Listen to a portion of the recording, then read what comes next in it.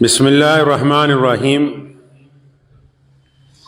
شروع اللہ کے نام سے جو بڑا مہربان اور نہایت ہی رحم کرنے والا ہے۔ تمام حضرات سورہ فاتحہ اور درود پاک پڑھ لیجئے۔ اعوذ باللہ من الشیطان الرجیم، بسم اللہ الرحمن الرحیم، الحمد للہ رب العالمین، الرحمن الرحیم، مالک یوم الدین، ایاک نعبد و ایاک نستعین، ایاک نعبد و ایاک نستعین، ایاک نعبد و ایاک نستعین، اہدنا الصراط المستقیم، صراط الذین انعمت علیہم غیر المغضوب علیہم ولا الضالین، آمین۔ درود شریف پڑھیں۔ اللہم صلی علی محمد وعلی آل محمد کما صلیت علی ابراہیم وعلی آل ابراہیم انکا حمید مجید۔ اللہم بارک علی محمد وعلی آل محمد کما بارکت علی ابراہیم وعلی آل ابراہیم انکا حمید مجید۔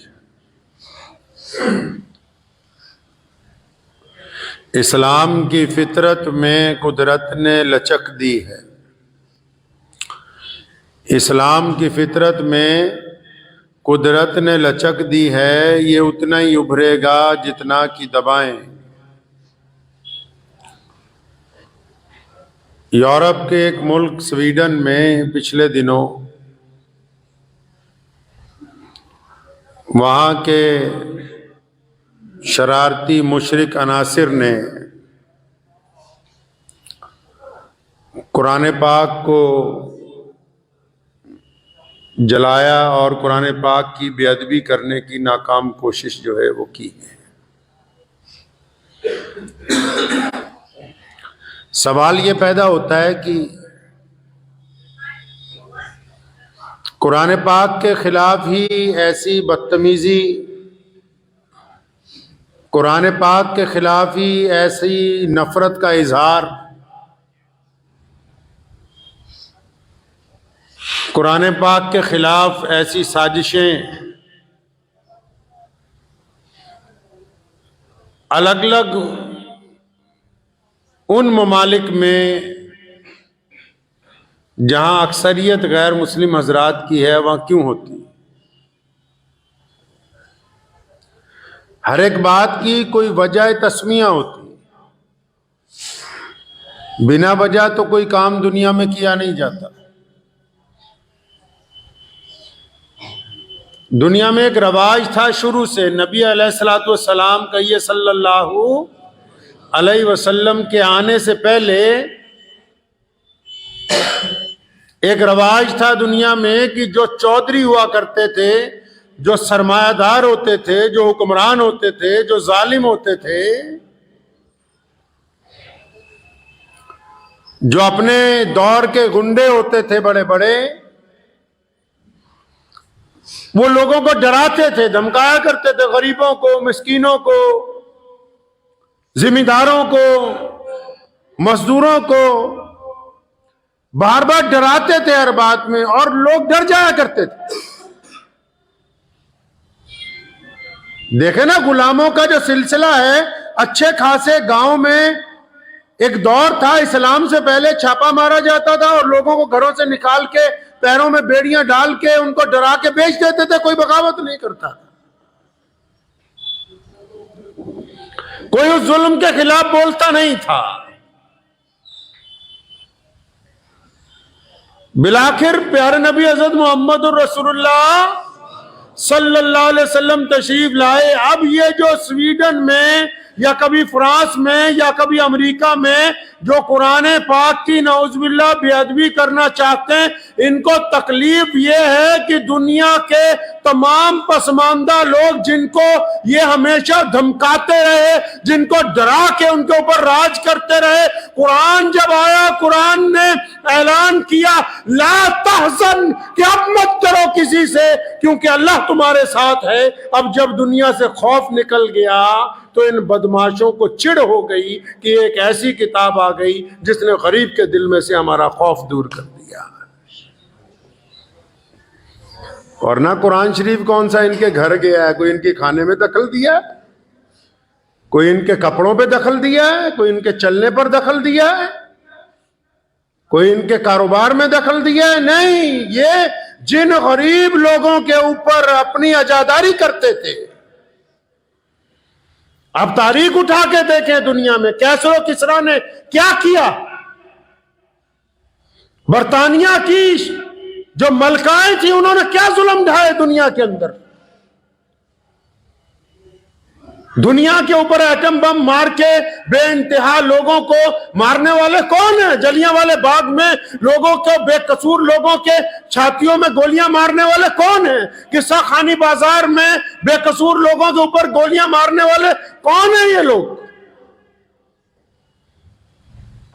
دنیا کے وہ تمام حکمران جو کہ انسان کو انسان کا غلام بنانے کی خواہش رکھتے تھے، ان کی ناپاک نسلیں جو آج بھی موجود ہیں، صرف ان کو اللہ کے قرآن سے تکلیف ہے، ورنہ دنیا میں کسی کو نہیں ہے۔ ورنہ قرآن پاک کی جو گفتگو ہے، قرآن پاک کا جو انداز ہے، اللہ نے فرمایا کہ ہم نے تو قرآن کو نازل کر دیا، اگر کوئی انسان اس کو اپنائے گا عزت دار بن جائے گا، کوئی قوم اپنائے گی عزت دار بن جائے گی۔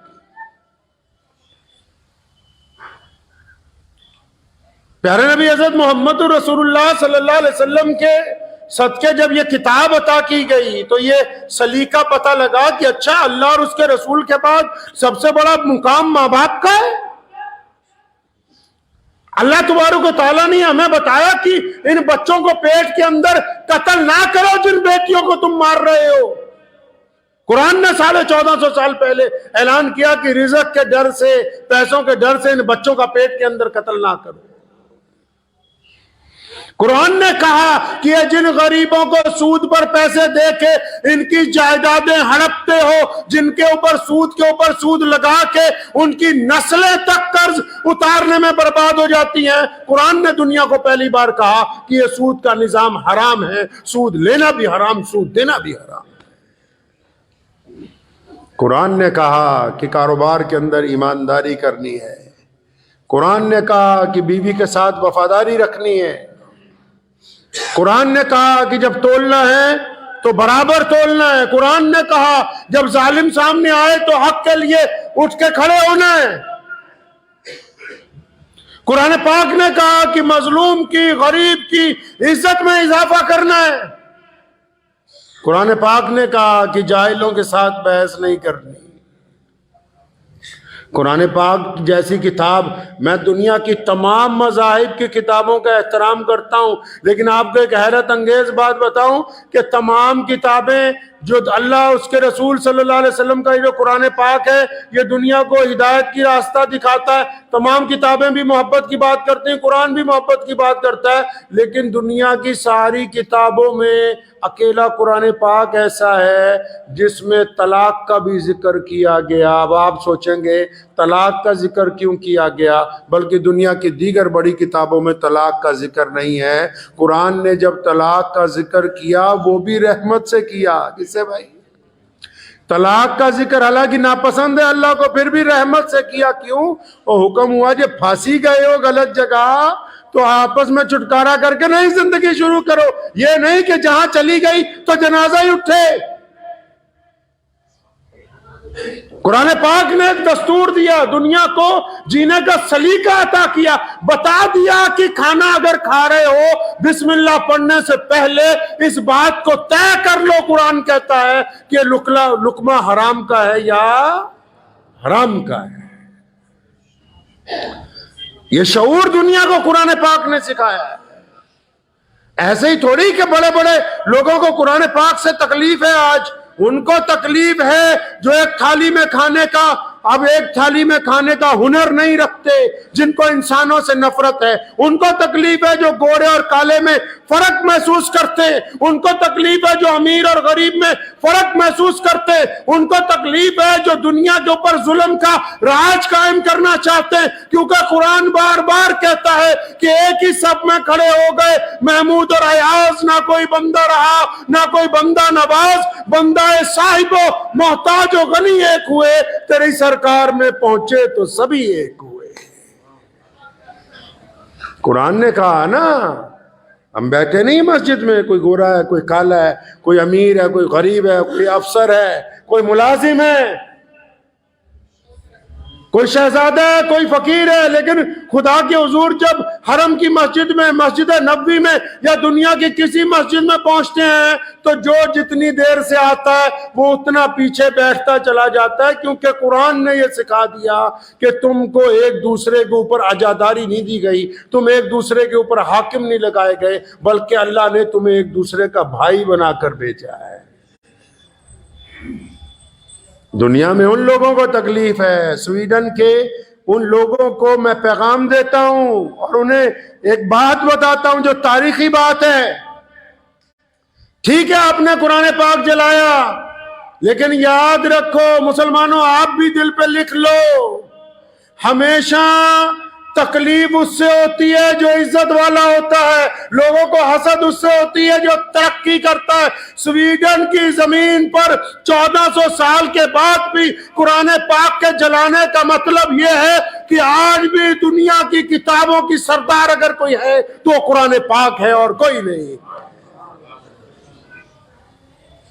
اور اہل سویڈن یاد رکھیں، یہ قرآن کا نظام ہے کہ جس زمین پر اللہ کے قرآن کی بے ادبی ہو، جس زمین پر نبی جو ہوتا ہے نا جی، نبی ہمارے پیارے نبی صلی اللہ علیہ وسلم، نبی دونوں حالتوں میں امت کے لیے رحیم ہوتا ہے۔ نبی جب مکے میں تھے ظالموں کا راج تھا تو صبر کیا، اور جب مکے میں آئے اپنا راج آیا تو کرم کیا۔ تو جو لوگ قرآن پاک کی بے ادبی اگر کسی جگہ کرتے ہیں، عذاب نہیں آنے والا، تمہاری نسلوں میں کلمہ لا الہ الا اللہ محمد الرسول اللہ پڑھنے والے لوگ پیدا ہوں گے، اور جس زمین پر قرآن پاک کو جلایا گیا اس زمین سے 5 وقت اللہ اکبر کی صدائیں آنے والے دور میں دنیا دیکھے گی۔ یہ قرآن کا نظام ہے، یہ قرآن کی صداقت ہے۔ کیسر نے، کسرا نے، پرویز نے ہمارے نبی علیہ السلام کا خط پھاڑا۔ کہاں ہے پرویز؟ کہاں ہے کیسر و کسرا؟ کہاں ہے ہرمز؟ کہاں ہے فرانس کے وہ بڑے بڑے شہزادے جنہوں نے پوری طاقت کے ساتھ بیت المقدس کو گھیرنے کی کوشش کی؟ اللہ تبارک و تعالیٰ کے قرآن کا نظام ہے۔ قرآن پاک اپنے انداز سے قائم کیا گیا، ایسی کتاب دنیا میں نہیں ہے۔ قرآن مریضوں کے لیے شفا ہے، قرآن نا امید لوگوں کے لیے امید کی کرن ہے، قرآن بزدل لوگوں کے لیے ہمت کا پیغام ہے، قرآن نفرت کے درمیان محبت کو پیدا کرتا ہے۔ تو قرآن پاک کی جب کہیں بے ادبی ہوتی ہے تو پھر وہاں پر قرآن پاک کو ماننے والوں کی بنیاد رکھ دی جاتی ہے، قرآن پاک کی تعلیم کے عام کا فیصلہ کر دیا جاتا ہے۔ یہ اللہ تبارک و تعالیٰ نے دنیا کو بارہا دکھایا، ایک بار نہیں۔ اس میں کوئی مسلمانوں کا کمال نہیں ہے، نہ مسلمانوں کی تعداد کا۔ اللہ نے خود فرمایا کہ میں نے اس کی حفاظت کا ذمہ لیا ہے۔ اللہ نے فرمایا کہ میں نے قرآن کی حفاظت کا ذمہ خود اٹھا رکھا ہے، قیامت تک اللہ کی یہ کتاب قائم رہے گی، قیامت تک۔ پیارے نبی حضرت محمد رسول اللہ صلی اللہ علیہ وسلم کو یہ خوبصورت کتاب عطا کی گئی ہے۔ قرآن پاک نے اسلوب طے کیے ہیں زندگی گزارنے کے۔ ہم رنگ و رنگ، نسل و نسل کے لوگ ہیں اسلام کے اندر۔ حرم کے بیٹوں میں مکہ مکرمہ سے آپ دیکھ لیجئے، دنیا کی جس مرضی سمت میں نکل جائیے، قرآن پاک جو ہے کسی ایک قوم کا، ایک رنگ کا، ایک زبان کا، ایک نسل کا تھوڑی ہے۔ ہمارے ملک میں بھی جن لوگوں نے نعوذ باللہ قرآن پاک پہ اعتراض کیا کہ اس میں آتنک کی آیتیں، جب قرآن پڑھنا آتا ہی نہیں، جس دن قرآن پڑھو گے تو پتہ یہ لگے گا کہ آتنک واد کے خلاف جن آیتوں کو تم نے یہ کہا کہ آتنک کی ہیں، دنیا میں آتنک واد کے خلاف پہلی سرجیکل سٹرائک، دنیا میں آتنک واد کے خلاف پہلے حق اور انصاف کا اگر کوئی اعلان کرتا ہے تو اللہ تبارک و تعالیٰ کا قرآن کرتا ہے۔ قرآن پاک نے زندگی گزارنے کا کوئی شعبہ ہی نہیں چھوڑا جس میں انسانوں کی رہنمائی نہ کی ہو، تو مسلمانوں کا تو ایمان بڑھ جاتا ہے۔ دنیا میں پہلے دستور تھا نا، دھمکی دیتے تھے، لوگ ڈر جاتے تھے، قرآن نے اس کو بدل دیا۔ اب دھمکی دیتے تو ایمان بڑھ جاتا ہے، ہمت آتی ہے کہ اچھا قرآن تو بڑی عظمت والا ہے، آج بھی دشمن اس کا اعتراف کر رہا ہے، آج بھی اس بات کو مان رہا ہے کہ دنیا میں اگر کوئی اعلیٰ ترین کتاب ہے تو اللہ تبارک و تعالیٰ کا قرآن ہے۔ کبھی سویڈن میں، کبھی فرانس میں، کبھی فلوریڈا میں۔ اس کا مطلب دنیا کا جو طاقتور ترین حکمران آج بھی ہے، جو دنیا میں اپنے آپ کو دادا کہتے ہیں، امریکہ، ان کو بھی اگر کسی بات سے تشویش ہے تو اللہ تبارک و تعالیٰ کے قرآن پاک سے ہے۔ اور ایک ہم نے اس ایسی کتاب کو جس سے دشمن کو ڈر لگتا ہے، ایک ایسی کتاب کو جس سے نفرت پھیلانے والوں کو ڈر لگتا ہے، ایک ایسی کتاب جس پہ ظلم کرنے والوں کو ڈر لگتا ہے، ایک ایسی کتاب جس نے زندگی گزارنے کا سلیقہ دیا ہو، جس نے ماں باپ کا احترام، میاں بیوی کی باتیں، جس نے نماز پڑھنے کا طریقہ، جس نے کاروبار کرنے کی ادائیں، جس نے محبت کا اظہار، جس نے کوئی ایسا شعبہ نہیں چھوڑا جو ہمیں بتایا نہ ہو، تو ہم نے بھی ایک ظلم کیا، خاص کر جو بھارت کے مسلمان ہیں۔ انہوں نے ایسا ظلم کیا اپنے ساتھ، اپنے پیر پہ ایسی کلاڑی ماری کہ دو کام جو ہیں سب سے خراب کام جو انہوں نے کیے، ایک پہلا قرآن پاک کو بند کر کے ناظرہ پڑھنا شروع کیا۔ اب ناظرہ پڑھنا کوئی گناہ تو نہیں ہے، لیکن بنا ترجمے کے پڑھنا گناہ ہے، مطلب سمجھ ہی نہیں۔ وہ کہتے بس بند کر دیو، جدو بوڑھا مر جائے گا پھر قرآن پڑھاوا گے تو جی بس 500 روپے مولوی صاحب کو دیں گے، قرآن پڑھ دو، ہمارے ابا کا انتقال ہو گیا۔ آپ کبھی کسی مدرسے میں پڑھیں؟ نہیں پڑھے تو چلے جاؤ 10 دن پڑھ لو۔ جو چھوٹے چھوٹے بچے ہوتے ہیں نا، ان کو کہتے ہیں فلاں کے گھر قرآن خوانی ہے، چلو دعوت ہے۔ اب اگلا کہتا ہے 2-2 4-4 صفحے کٹھی پٹی جاؤ، اتنا کہڑا چودھری صاحب دیکھنا آ رہے قرآن کتنا پڑھیا کتنا نہیں پڑھیا۔ انہوں نے بہترین اللہ کی کتاب جس نے انہیں سلیقہ دینا تھا زندگی گزارنے کا، قرآن پاک نے چھوٹی چھوٹی باتوں کا ذکر کیا ہے۔ قرآن پاک نے نماز کی وجہ تسمیہ بیان کی، قرآن پاک نے یہاں تک کہا کن لوگوں سے گفتگو کرنی ہے، کن سے نہیں کرنی۔ قرآن پاک نے یہ کہا کہ یتیموں کے ساتھ معاملہ کیسے کرنا ہے، قرآن پاک نے یہ بتایا کہ ظالموں کے ساتھ کس طرح گفتگو کریں گے، قرآن پاک نے کہا کہ سڑک پر چلنا کیسے، بیپار کیسے کرنا ہے، بھائیوں بہنوں کے ساتھ معاملات کیسے ہونے ہیں، مال کی تقسیم کس انداز سے کی جانی ہے، بیمار ہو جاؤ تو شفا کیسے ملے گی اس کتاب میں سے، سائنسدان بننا ہے تو کون سی آیتیں ہیں قرآن پاک کی جو دنیا کے رموز کھولتی ہیں۔ رسول اللہ کبھی سمندر کی طرف ایک قدم نہیں بڑھے اور تحت الثری کا ذکر، تحت الثری کا، سمندر کے نیچے 7ویں تہہ کا ذکر قرآن پاک نے کیا ہے۔ آسمانوں کے رموز کھول کے رکھے، انسان کے جسم کے رگ و پے کے رموز کھول کے رکھے، اور انہوں نے بھارت کے مسلمانوں نے اس کتاب کو بند کیا۔ کہتے ہیں ناظرہ پڑھا دے، جب ابا جی کا انتقال ہو جائے گا تو بخشوا دینا بس۔ دوسرا، حضور صلی اللہ علیہ وسلم کی سیرت نہیں پڑھی، سیرت کو بند کر کے فتووں کی کتاب لے آئے۔ قرآن پڑھتے، سیرت پڑھتے تو قرآن سمجھ میں آتا، دو کام غلط کیے، اب ان کی وجہ سے پھر پریشان ہو گئے، ان کو پتہ ہی نہیں. کوئی کہہ دے کہ نعوذ باللہ قرآن پاک میں فلاں آیت ہے، تمہارے قرآن شریف میں ایسا لکھا ہے، ان کو پتہ ہی نہیں. جبکہ قرآن پاک جو ہے دنیا کی ایسی مقدس پاک کتاب ہے جو دنیا میں کہیں بھی ہو ظلم کی طرفداری کرتی ہی نہیں ہے، کیونکہ پڑھا نہیں. اب بھی وقت ہے وہ لوگ قرآن پاک کی طرف پلٹیں، اس سے سبق حاصل کر لیں. جس نے قرآن پاک جلایا ہوگا اس کو اس سے خوف محسوس ہوا تبھی جلایا. اب ہماری ذمہ داری ہے کہ قرآن پاک کو اپنے سینوں میں محفوظ کریں، قرآن پاک کے محافظ بنیں، قرآن کے داعی بنیں، قرآن پاک کی جو حکم ہے ان کو اپنی زندگی میں اتاریں. پتہ لگے چلتے ہوئے کہ یہ مسلمان ہے، اس کی نگاہیں اس لیے جھکی ہوئی. قرآن کہتا ہے اپنی نظریں نیچی رکھو. صرف عورتوں کو ہی نہیں کہا کہ برقع پہن لو، صرف عورتوں کو قرآن نے نہیں کہا کہ برقع پہن لو، عورتوں کو کہا کہ اگر تم نقاب پہنو، برقع پہنو. عورتوں کو حکم دیا کہ تم اپنا چہرہ ڈھانپو، جسم ڈھانپو. تو ساتھ میں مردوں کو بھی کہا کہ تم اپنی نگاہوں کو نیچی کر لو، کسی کی بہو بہن بیٹی کی طرف گندی نگاہ نہ ڈالو. تو جب یہ قرآن پڑھیں گے، قرآن کے اوپر عمل کریں گے، تو چلتے پھرتے لوگوں کو پتہ لگے گا کہ یہ قرآن پاک کی تعلیم والے لوگ ہیں. اور ساتھ میں کون جانا ہے جی؟ ساتھ میں کچھ نہیں جانا، مال دولت فیکٹریاں پیسہ کچھ نہیں. ایک قرآن پاک ہی ہے جو لڑ پڑے گا فرشتوں کے ساتھ.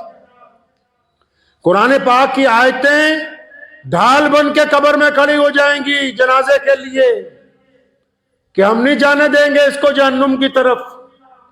اللہ تبارک و تعالیٰ سے کوئی سفارش کر سکتا ہے تو اللہ تبارک و تعالیٰ کا قرآن ہے جو قبر میں بندے کے مرنے کے بعد اس کا ساتھی بن سکتا ہے. ایسا وقت لگا رہے ہیں، ایسا وقت گزار رہے ہیں، قرآن پڑھنے کے لیے ٹائم نہیں ہے، موبائل کے لیے ٹائم ہے، فیس بک کے لیے ٹائم ہے، واٹس ایپ کے لیے ٹائم ہے، قرآن کے لیے وقت نہیں ہے. اب بھی سمجھ لو کہ دنیا کے انسانوں کی بہترین اگر کوئی ضرورت پوری کر سکتا ہے تو اللہ تبارک و تعالیٰ کا قرآن ہے. قرآن خود بھی پڑھیں، اپنے بچوں بھی پڑھائیں. اور ہم لوگ جو مسلمان ہیں ابھی تک، یہ بھی قرآن پاک کا کمال ہے.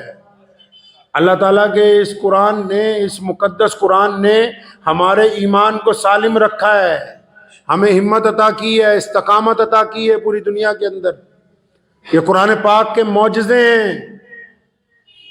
تو اس لیے ضروری ہے مسلمانوں کی اس بات میں تو تعریف ہی ہے. اکثر مولوی نہیں کرتے، میں اس لیے پازیٹیو بات کہہ دیا کرتا ہوں تاکہ انہیں یاد رہے. یہ مسلمانوں کی تعریف ہے کہ مسلمانوں نے پوری دنیا میں، دیکھو جب انگریز نے قرآن چلانا شروع کیا، انگریز نے قرآن پاک کے نسخے ضبط کیے اپنے دور میں اس ملک میں، تو ہم نے لاکھوں حافظ تیار کیے. رشیا کے زار نے، جو وہاں کا بادشاہ تھا، قرآن پاک کے پڑھنے کے اوپر پابندی لگائی، قرآن رکھنے پر پابندی لگائی، تو وہاں کے مسلمانوں نے 70 سال تک تہ خانوں کے اندر مدرسے چلا کے لاکھوں حافظ قرآن تیار کر کے کھڑے کر دیے.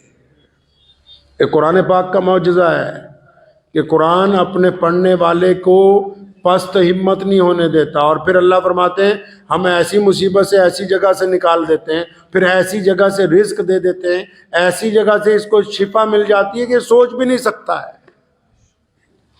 اپنا یقین زندہ رکھیں. مجھے ایک صاحب ملے ابھی کل پرسوں، تو بزرگوں کی بات چل پڑی. بزرگوں کے یہاں جانا تو اچھی بات ہے. مجھے کہنے لگے دلی میں 58 چوکھٹیں ہیں. تو میں نے کہا بھائی ہم تو ایک ہی چوکھٹ کے مرید ہیں، وہ اللہ اور اس کے رسول کی ہے. جو ہر در پر جھکے وہ سر سر نہیں ہوتا، جو ہر در پر جھک جائے وہ سر سر نہیں ہوتا. قرآن نے اس سر کی عزت کی ہے کہ اللہ نے اس کو جسم کا سردار بنایا ہے. تو اس کے معیار کو قائم رکھیں، اپنے ایمان کو قائم رکھیں، اس یقین کو قائم رکھیں کہ زندگی ہے، موت بھی آنی ہے، ساری زندگی تو دنیا کے اندر رہنا نہیں ہے. تو جب جانا ہے تو یہ جو امانت ہے زندگی کس کی ہے؟ اللہ کی ہے نا. جب واپس کرنی ہے تو امانت دینے والا پوچھے گا نہیں کہ کیسے گزاری. تو اگر اللہ اور اس کے رسول صلی اللہ علیہ وسلم کے ہم حکم کے مطابق گزار دیں. یہ تو بار بار پوری دنیا کے جو بڑے بڑے دشمن ہیں اسلام مخالف، یہ ہمیں بیدار کرتے ہیں کہ اٹھ جاؤ، اپنا قرآن سنبھال لو، نماز سنبھال لو،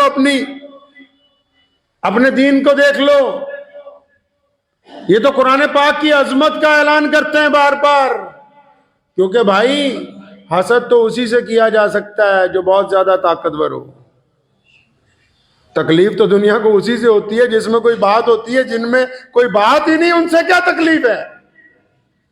تو یہ خوش قسمتی ہے ہماری کہ اللہ تبارک و تعالیٰ نے مجھے اور آپ سب کو کلمہ لا الہ الا اللہ محمد رسول اللہ صلی اللہ علیہ وسلم کی دولت عطا فرمائی۔ اس لیے اس بات کو آج سے اپنے ذہن میں رکھ لیں کہ ہم جب بازار میں چلیں، گھر میں ہوں، کاروبار میں ہوں، ہمارا مزاج جو ہے اللہ اور اس کے رسول کے حکم کے مطابق ہو۔ ہمارے ہم وطن بھائی جو ہیں، ہمارے ہندو بھائی، سکھ بھائی، عیسائی بھائی، دلت بھائی، جینی بھائی، جب آپ ان سے ملیں، معاملات کریں، اسلام نے یہ نہیں کہا کہ ساری دنیا مسلمان ہو جائے، لیکن اسلام یہ چاہتا ہے کہ ایک مسلمان جب کسی غیر مسلم سے معاملہ کرے تو وہ غیر مسلم اس کی پیٹھ کے پیچھے، اس کی غیر موجودگی میں یہ کہنے پر مجبور ہو کہ یہ بندہ ایماندار ہے۔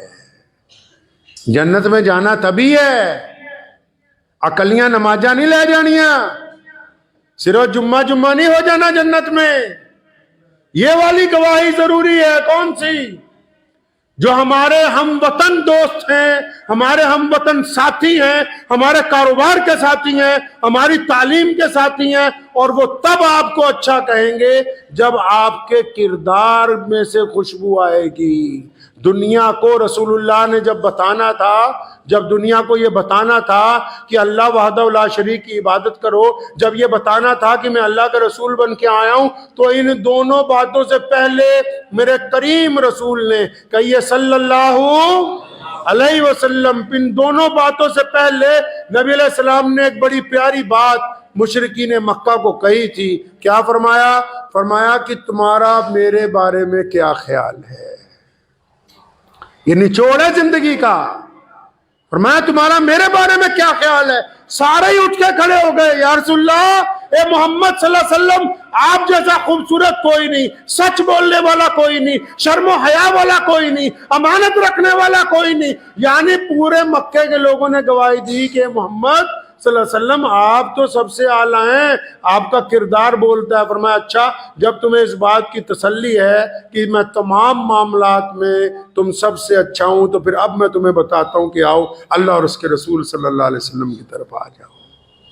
تو زندگی کا فن کیا ہے بھائی؟ دوسروں کو اچھا نہیں بنانا، فن یہ ہے کہ خود اچھا بننا ہے۔ بنے گا انشاءاللہ؟ ہم نے قرآن روز پڑھنا ہے۔ کون کون حضرات وعدہ کرتے ہیں کہ روز کم از کم 1 رکوع 2 رکوع 3 رکوع روز پڑھیں گے انشاءاللہ؟